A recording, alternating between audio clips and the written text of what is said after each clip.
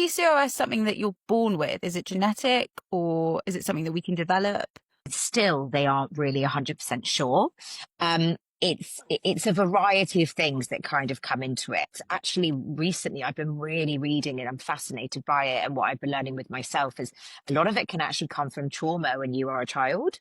Wow. Um, yeah, and again, it's about like when you're younger, like your nervous system regulation, but it also comes from like insulin being she's kind of like the big mama of all the hormones. So if you're sort of having a bit of a poor diet when you're younger, or you're like starting your mornings on lots of like cereal and like, foods that are going to spike your blood sugars immediately in the morning, you're doing that quite repetitively. This can lead to it.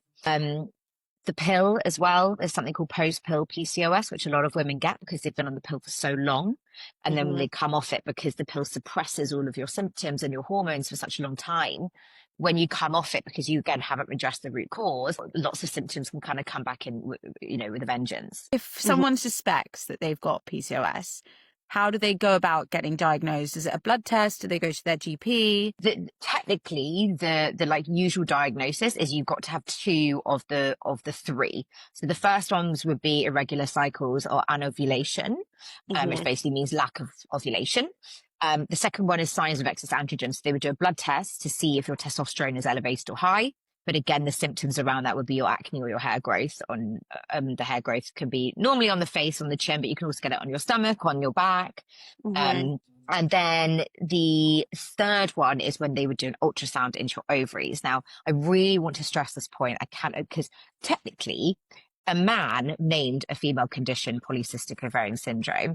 And actually, it's completely misled because it's not actually cysts that we get on our ovaries. They're Right. actually immature follicles. And they're immature egg follicles, which coat the outside of your ovaries. They look like black pearls. Okay. Girls, if you just want to Google polycystic ovaries, you'll be able to see it, not on an image.